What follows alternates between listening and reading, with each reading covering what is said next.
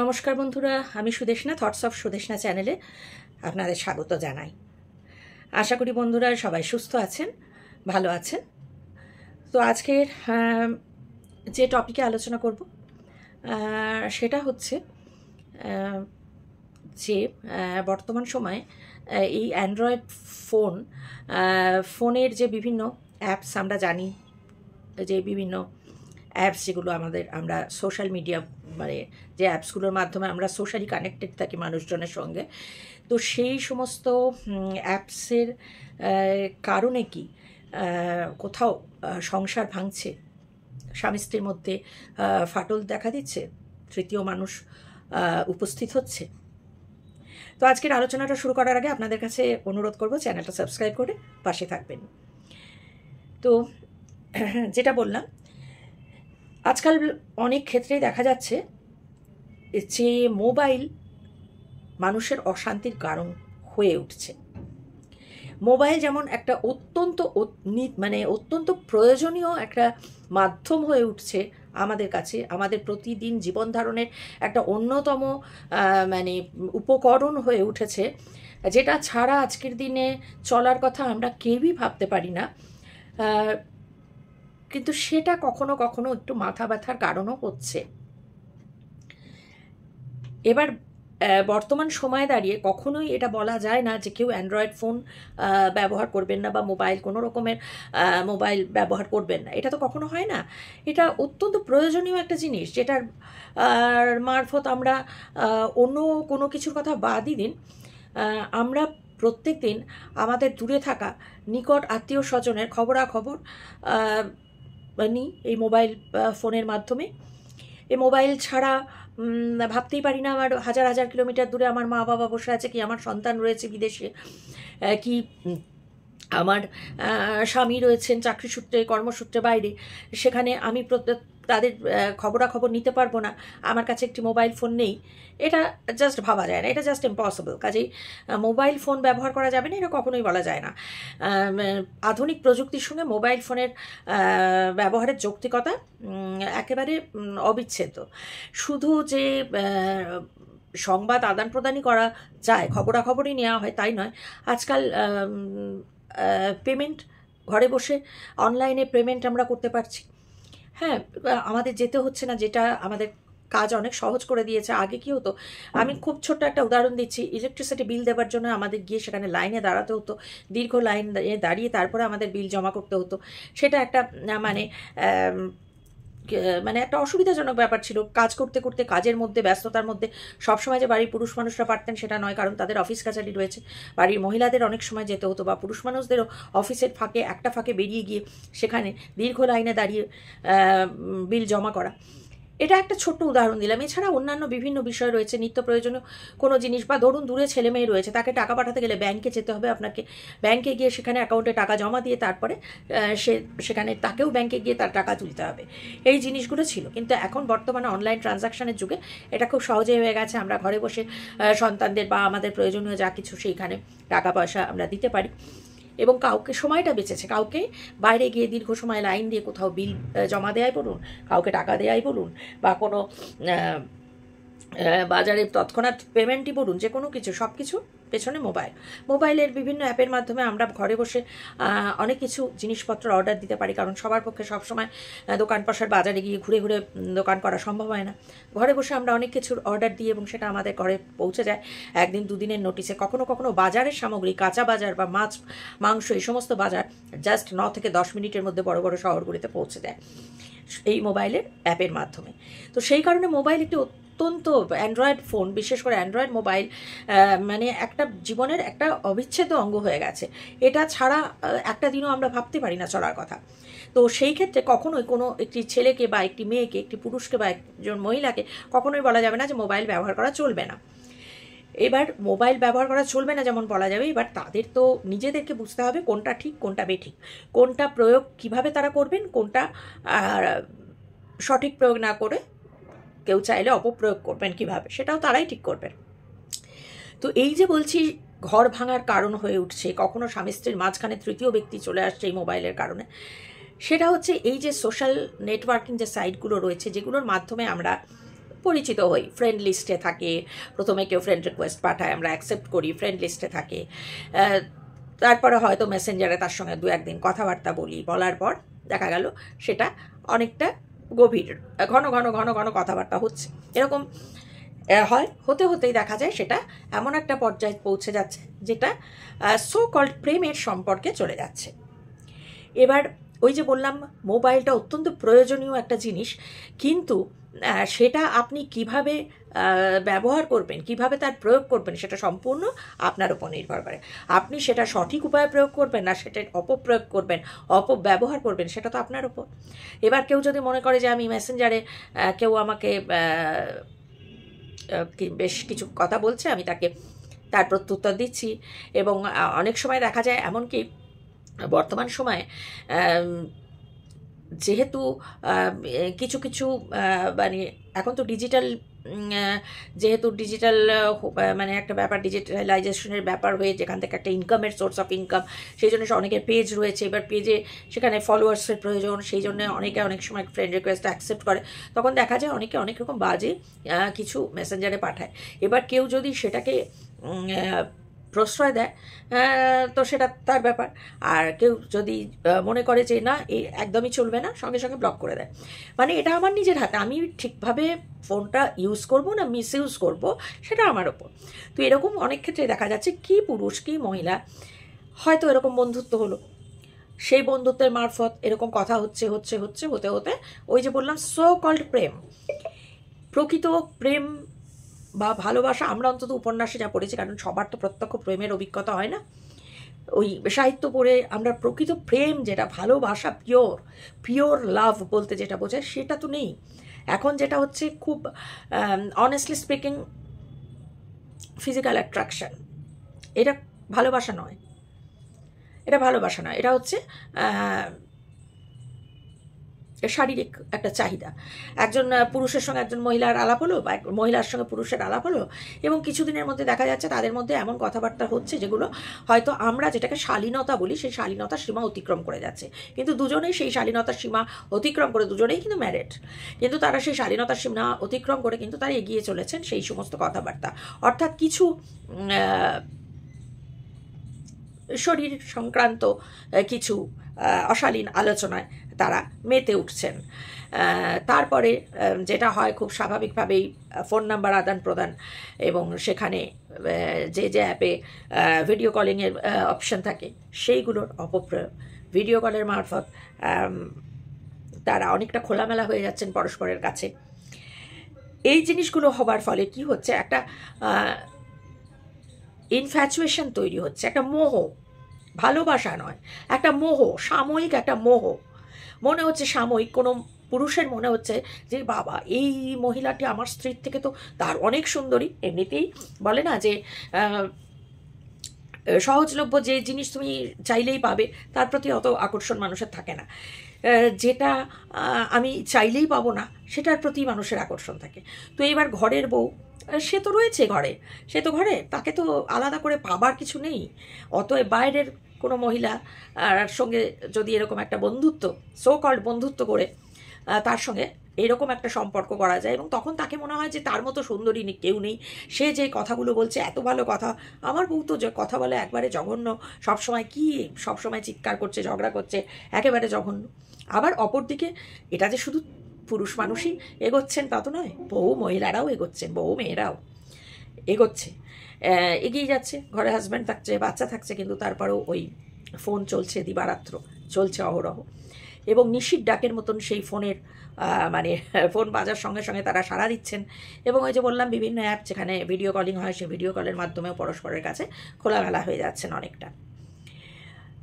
তো এইরকম করতে করতে একটা সময় কি হয়, ওই যে বললাম সাময়িক মোহ বা ইনফ্যাচুয়েশন হয়, পুরুষ মানুষটি বা মহিলাটি ঘর ছাড়ছে ওই অপর ব্যক্তির সঙ্গে, মানে মহিলা হয়তো একজন অন্য পুরুষের সঙ্গে যাচ্ছেন, বা এ পুরুষ মানুষটা অন্য একজনের স্ত্রীকে নিয়ে আলাদা চলে যাচ্ছেন, এবং আজকাল বিয়েটাও খুব সহজ হয়ে গেছে বন্ধুরা, কোথাও গিয়ে মন্দিরেও যাওয়ার দরকার পড়ে না, কোনোখানে একটা গাছতলায় গেল কি এমনি কোনো জায়গায় গেল, গিয়ে একটুখানি সিঁদুর নিয়ে সিঁদুর সিঁথিতে পরিয়ে দিল, হয়ে গেল বিয়ে, মানে এতই সহজ বিয়ে। আমি এটা বলছি না যে সমস্ত বিয়ে রেজিস্ট্রেশন করে তবেই বিয়েটা বৈধ হবে, এটা নয়। হিন্দু ম্যারেজ অ্যাক্ট অনুযায়ী বিয়ে হয়, সনাতন রীতিনীতি মেনে হিন্দু শাস্ত্র অনুযায়ী, কিন্তু এখানে তো সেসবের তোয়াক্কা নেই। প্রথম কথা, আমাদের হিন্দু শাস্ত্রে এটাই আছে যে একজন স্ত্রী জীবিত থাকতে এবং তার সঙ্গে ডিভোর্স না হতে একজন স্বামী দ্বিতীয়বার বিয়ে করতে পারেন না, এবং একজন স্ত্রীর ক্ষেত্রেও তাই স্বামী জীবিত থাকতে এবং ডিভোর্স না হলে অন্য কোনো পুরুষকে বিবাহ করতে পারেন না। কিন্তু তারপরেও এই গিয়ে শাখাপলা যেটা পড়ে আছে সেটাই পড়ে আছে, বা হয়তো সেটা খুলে সেখানে একটা শাখাপলা পড়ে নিল, ওই সিদ্ধিতে সিঁদুর দিয়ে দিল, বিয়ে হয়ে গেল, তার সঙ্গে বাস করছে। কি না আমি বাস করছি, সেই লোকটি যে বা যে পুরুষ মানুষটি যাচ্ছে সেও গিয়ে ওই অমুক বাড়ির বউ তাকে নিয়ে গিয়ে এক জায়গায় ঘর বাঁধছে, তাকে সিঁদুর পরিয়ে দিলেন, ব্যাস হয়ে গেল, বিয়ে হয়ে গেল। কি ছেলে খেলা না বিয়ে বিষয়টা, মানে একটা মানে হাস্যাস্কর জায়গায় চলে গেছে, হাস্যকর হয়ে গেছে। এটা বিয়ে, এইভাবে বিয়ে হয়ে যায়। একজনের সঙ্গে ঘর করতে করতে হঠাৎ একদিন মনে হলো বেরিয়ে গিয়ে ওই ব্যক্তিটির সঙ্গে যাই, তাকে বিয়ে করে নিই, হয়ে গেল। ঘর করতে করতে মনে হলো না, এই স্ত্রীকে আর আমার পছন্দ হচ্ছে না, এর সঙ্গে না, ওই যে যার সঙ্গে আমার প্রত্যেক দিন ফোনে যার সঙ্গে ভিডিও কল হচ্ছে তার মতো অপ্সরা সুন্দরী নেই, কি ভালো কথা বলে, তাকে না পেলে তো আমি বাঁচবই না। অতএব ফেলে দিয়ে তাকে নিয়ে গিয়ে দুজনে মিলে কোথাও একটা ঘর ভাড়া নিয়ে উঠছে, সিঁদুর পরিয়ে দিয়ে ব্যাস বিয়ে হয়ে গেল। আকছার আমরা এই জিনিসগুলো দেখতে পাই, সোশ্যাল মিডিয়ার মাধ্যমেই দেখতে পাই। কারণ মহিলাদের নিয়ে কাজ করেন এরকম অনেক সংগঠন রয়েছে, অনেক সামাজিক কর্মী রয়েছেন যারা মেয়েদের নিয়ে কাজ করেন, ছেলে মেয়ে উভয়কে নিয়ে কাজ করেন। তো তাদের ইয়েতেই দেখতে পাই যে কি আকছার অনায়াসে, এবং অনেক সময় যেটা দেখুন বন্ধুরা, এখনও কিন্তু আমাদের সমাজে পুরুষ মানুষরা একটু অন্যরকম হন, সবাই বলছি না, কিন্তু 95%ই, তা অতটা 5% যে খুব মানে সংসারী, ছেলে মেয়েদের প্রচণ্ড টান, বাকি 95%-এর যে কোনো সংসারের প্রতি কন্ট্রিবিউশন নেই বা ছেলে মেয়ের টান নেই সেটা বলছি না, কিন্তু ওই চলছে আর কি, সংসারে টাকা দিতে হচ্ছে, দিচ্ছি, ছেলে মেয়ে আচ্ছা একটু এলো বাবা বলে ডাকলো, একটু আদর করলাম, হয়ে গেল। মানে সেই ভেতর থেকে সেই জিনিসটা নেই যে একদম সংসারী মানুষ, গুছিয়ে সংসারটা করছি, স্ত্রীকে সেইভাবে সম্মান মর্যাদা করছি, সুন্দর লাইফ লিড করছে, বাচ্চাদের ভবিষ্যৎ নিয়ে ভাবছি, না হলেও হলো, না হলেও না হলো। তো তারা এটা করতে পারেন, কিন্তু মহিলারা আমরা জানি মায়ের জাত কথাতেই আছে, মেয়েরা মায়ের জাত। তো মায়েরা কি করে, মায়েদের কাছে জীবনে সব থেকে বড় কিন্তু সন্তান, সন্তানের থেকে বড় মায়েদের কাছে কিছু হয় না। কিন্তু দেখা যাচ্ছে সেই মায়েরা সন্তান ফেলে দিয়ে বেরিয়ে যাচ্ছে অন্য একজন পুরুষের হাত ধরে, গিয়ে বিয়ে করছে, ওই রকমই বিয়ে, স্বামীর সঙ্গে ডিভোর্স হলো না, আবার গিয়ে বিয়ে হলো, সন্তানকে ছেড়ে অক্লেশে বেরিয়ে যাচ্ছে। কিভাবে এটা সম্ভব? এটা মেয়েদের ক্ষেত্রে আমার এই প্রশ্নটা মনে হয়, কারণ ওই যে বললাম পুরুষ মানুষের মধ্যে সেই জিনিস সহজাত মাতৃত্ববোধ, যেটা আমরা বলি একটি মেয়ে জন্মানোর পর থেকে যে পুতুল খেলে, ওই যে পুতুলকে তার বাচ্চা বলে আদর করে, সহজাত মাতৃত্ববোধ নিয়েই জন্মায়, সেটা মেয়েদের মধ্যে রয়েছে ইনস্টিংক্ট। কিন্তু একজন পুরুষ কিন্তু সহজাত পিতৃত্ব বোধ নিয়ে জন্মায় না, তাদের মধ্যে তাদের কখনো এরকমভাবে খেলতে দেখা যায় না যে আমি কোলে নিচ্ছি, আমি বাবা হচ্ছি, এইভাবে আদর করছি পুতুল নিয়ে, নয়, হয় না। তো সহজাত প্রবৃত্তি মানে পিতৃত্বের প্রবৃত্তি কিন্তু ছেলেদের মধ্যে থাকে না। বয়সের সঙ্গে সঙ্গে যখন তারা সংসার করেন, অবশ্যই তখন তাদের সংসার এগিয়ে নিয়ে যাওয়ার চিন্তাভাবনা করে, তখন তাদের সন্তান হয়, বা স্বাভাবিক জৈবিক নিয়মেই সন্তান হয়, এটাই। কিন্তু মেয়েদের মধ্যে সহজাত প্রবৃত্তি রয়েছে মাতৃত্বের। তো একটি মেয়ে ছোট থেকেই জানো তার ভেতরে কোথাও মাতৃত্ব বোধ একটা তৈরিই থাকে। তো সেই মেয়েটি যখন মা হয় তখন তো তার অনেক দায়িত্ব বেড়ে যায়। একটি সন্তানকে পৃথিবীতে আনার পর তাকে সঠিকভাবে লালন পালন করা একজন মায়ের কিন্তু বিরাট ভূমিকা। সেখানে একজন মা যদি শুধুমাত্র সাময়িক কিছু মোহ, কিছু সাময়িক আকর্ষণ, মোহ, এই কারণে ঘর ছাড়েন অন্য পরপুরুষের হাত ধরে, সেটা কোথাও গিয়ে তার সন্তানদের জীবনে, এবং অনেক সময় দেখা যায় একটি সন্তান না, একের অধিক, দুটি সন্তান তাদের ফেলে দিয়ে বেরিয়ে যাচ্ছে। মা ছাড়া সন্তানদের জীবন যে কী হতে পারে বন্ধুরা, এটা সহজেই অনুমান করা যায়। কারণ মা হচ্ছে মানে ডানা দিয়ে আগলে রাখে, মা মানে সে বুক দিয়ে আগলাবে। কেউ মানে একটা কিছু বলতে এলে মা মানে একদম আগলে সন্তানকে, কিছু হতে পড়ে গেলে আমার বাছা ব্যথা পেল, মানে মায়ের প্রাণ কেঁদে ওঠে। মায়ের মতন ভালো রাখতে কেউ পারবে না সন্তানদের। কিন্তু তারা যখন ফেলে সেই মা যখন চলে যাচ্ছে, দেখা গেল মা কাউকে নিয়ে চলে গেল, বাবা আবার কাউকে একজন বিয়ে করে নিয়ে এলো, সে এদের দুধছাই করছে বাচ্চাদের, বাচ্চাগুলো রাস্তায় রাস্তায় ঘুরছে সারাদিন, বাড়িতে একবার এলে যদি ঠাকুমা থাকে একটু হয়তো খেতে দিল কি দিল না, কোনো রকমের দিল খাবার যদি দিল, অনেক মুখ ঝামটা করে, মানে তাদের শৈশব শেষ, তাদের মানে সব কিছু, জীবনের সমস্ত কিছু শেষ, শুধুমাত্র এই একটি মোবাইল ফোন যেটার মিসইউজ তাদের মা তাদের বাবা করছে। মা বাবাদের একটি মোবাইল ফোনের মিসইউজ করার কারণে বহু সন্তান ক্ষতিগ্রস্ত হচ্ছে, বহু সংসার ভেঙে যাচ্ছে, অক্লেশে একজন আরেকজনের হাত ধরে বেরিয়ে চলে যাচ্ছে, অক্লেশে ডিভোর্স না দিয়েও সেটা বিয়ে হয়ে যাচ্ছে, জাস্ট কোথাও একটুখানি সিঁদুর নিয়ে পরিয়ে দিলেই সেটা বিয়ে হয়ে যাচ্ছে। মানে সব কিছুটাই একটা ছেলে খেলার ব্যাপার, একটা সহজলভ্য ব্যাপার হয়ে গেছে এই মোবাইলের দৌলতে। মোবাইল যেমন আমাদেরকে অনেক কিছু দিয়েছে যেটা থেকে আমরা গেইনার হতে পারি, আমরা উপকৃত হতে পারি, সেই রকম বিভিন্ন কিছু যেমন মোবাইল আমাদের দিয়েছে, কিন্তু যারা সেটাকে, যারা মানে জ্ঞান লাভ বলুন বা তার সত্যি প্রকৃত অর্থে তাকে ঠিকভাবে তার প্রয়োগ করে চলা বলুন, যারা সেটা করতে পারে না, নিতে পারে না, তারা সেটাকে এইভাবে অপপ্রয়োগ করছে। তাদের কাছে মোবাইলটা অনলাইন ট্রানজাকশানের মাধ্যম নয়, তাদের কাছে মোবাইলটা আমি ইলেকট্রিসিটি বিল তাড়াতাড়ি দিয়ে দিলাম, আমার সন্তানের এডুকেশনের জন্য টাকাটা পাঠিয়ে দিলাম, সেইটা ব্যাপার নয়। আমার ঘরে কোনো প্রয়োজনীয় একটা জিনিস সেটা আনার জন্য আমি অনলাইনে অর্ডার দিয়ে নিয়ে এলাম, এগুলো তার কাছে নয়। তার কাছে মোবাইলটা হচ্ছে আমি প্রেমে পড়লাম, আমি একজনের হাত ধরে ঘর ছেড়ে বেরিয়ে গেলাম, বরের সঙ্গে ভালো লাগছে না, আর রোজ এই বর খিচিরমিটির হচ্ছে, টুকটাক অশান্তির হচ্ছে, আর ভালো লাগছে না। এই তো কি সুন্দর সুন্দর কথা বলে, কত ভালো, দেখতেও বরের থেকে ভালো। ওই যে বললাম, কাছের জিনিসের দাম থাকে না, দূরের জিনিস মনে হয় বিরাট কিছু। তারপর যাওয়ার পর তো বোঝা যায়, কোনো দূরের জিনিস যখন কাছে আসে, কাছে যাওয়ার পর তো তারপর বোঝা যায় যে সেটা সত্যি খাঁটি সোনা না চকচক করছে সোনার মতো দূর থেকে, আদৌ সোনা নয়। তো এই হচ্ছে ব্যাপার। মোবাইল ফোন আমি কিভাবে ইউজ করব সেটা সম্পূর্ণ আমার উপর, কিন্তু যেটা আজকাল এক বড় সংখ্যার মানুষজন, সেই পুরুষ এবং মহিলা, তারা এটার সঠিক প্রয়োগ না করে অপপ্রয়োগ করছে, যার ফলে সংসারে ভাঙন ধরছে, ঘরে ঘরে ডিভোর্স তো হচ্ছে না, মানে বেরিয়ে যাচ্ছে ছাড়াছাড়ি। এখানে কোনো ডিভোর্স নেই, লিখিত পরিত আইনসম্মত কোর্টের পেপার্স কেউ দেখাতে পারবে না, কোনো আইনসম্মত ডিভোর্স নেই, কিচ্ছু নেই। একজনকে ছেড়ে আরেকজনকে বিয়ে করছে, আবার হয়তো দেখা গেলো তাকে ছেড়ে আবার তার সঙ্গে 2 বছর থাকার পর, 1 বছর থাকার পর আবার আরেকজনের সঙ্গে আলাপ হচ্ছে মোবাইলের মারফত, আবার তখন তাকে ছেড়ে তাকে। মানে আমাদের যে বিবাহ নামক, এটাকে এখনও বিবাহকে একটা ইনস্টিটিউশন ধরা হয়, প্রতিষ্ঠান মানা হয়, সেইটা এরা কোথাও মানে একদম খেলো করে দিচ্ছে। বিয়েটা একদম ছেলে খেলার পর্যায়ে নিয়ে গেছে শুধুমাত্র একটি মোবাইলের অপপ্রয়োগের কারণে। আজ এর সঙ্গে ঘর করছে, কালকে ছেড়ে দিয়ে গিয়ে সে সিঁদুর পরিয়ে দিল, তার ঘরে চলে গেল, একে সিঁদুর পরিয়ে ঘরে নিয়ে এলো, বউ হয়ে গেল।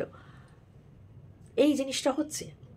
তাই মোবাইলের সঠিক প্রয়োগ যারা করতে চান না, তারা অপপ্রয়োগ করবেন, এবং যারা নিজেদের মানে সাময়িক মোহ এবং সাময়িক শারীরিক কোনো চাহিদা মেটাবার জন্য নিজেদের জীবনটা, নিজেদের সন্তানের জীবনটা ধ্বংস করবেন, সেটা তো কিছু করার নেই, কারণ তারা ভালো কথা শুনবেন না।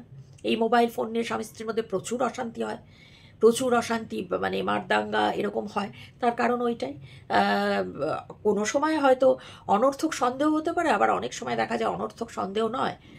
স্ত্রী যে স্বামীকে সন্দেহ করছে তার পেছনে যুক্তি রয়েছে, স্বামী যে স্ত্রীকে সন্দেহ করছে তার পেছনে যুক্তি রয়েছে। কারণ দিনের মধ্যে 24 ঘন্টায় যদি মোবাইল কানে নিয়ে বা যদি ভিডিও কলে কথা হয় বা ক্রমাগত কন্টিনিউয়াস যদি মেসেজ চলতে থাকে, চালাচালি হতে থাকে, তাহলে তো সন্দেহ হবেই। সংসারে অনেক কাজ রয়েছে, হ্যাঁ নিশ্চয়ই মোবাইল তো দেখবেই, এন্টারটেনমেন্টের জন্যও তো মোবাইল, কিন্তু সেটার তো একটা নির্দিষ্ট সময় আছে এবং নির্দিষ্ট একটা সীমা রয়েছে। আমি কতটুকু যাব, আমার বাচ্চা খাবার জন্য খিদে পেয়েছে, কাঁদছে, দাঁড়া পরে, আমি মোবাইলে করেই যাচ্ছি মেসেজ করেই যাচ্ছে, আদান প্রদান চলেই যাচ্ছে, বাচ্চা খিদে কাঁদছে, এটা নয়। তো ঠিক আছে বন্ধুরা, মোবাইল কে কীভাবে প্রয়োগ করবেন সেটা সম্পূর্ণ তাদের ব্যাপার, কিন্তু মোবাইল যেমন আমাদেরকে অনেক কিছু দিয়েছে তেমনি আমাদের কাছ থেকে অনেক কিছু কেড়ে নিয়েছে। সেটা অবশ্য স্বেচ্ছায় কেউ যদি আমরা তাই হাতে তুলে দিই তবেই, কেউ না দিলে কখনোই না। কেউ যদি ঠিক থাকবে মনে করে, কারোর ক্ষমতা নেই তাকে বেঠিক পথে চালনা করার। তাই এক্ষেত্রেও মোবাইলকে কোনোভাবেই দায়ী করা যায় না, কারণ মোবাইল তো মানে ভালো দিকগুলো দিয়েছে, সেগুলো না নিয়ে যদি খারাপ দিকটা যেটা সঠিক নয় সেই দিকে যদি কেউ এগিয়ে যায়, সেটা সম্পূর্ণভাবে তার বা তাদের অভিরুচি। তো ঠিক আছে বন্ধুরা, আজকের মতো আলোচনাটা এখানেই শেষ করলাম। কীরকম লাগলো অবশ্যই কমেন্ট করে জানাবেন।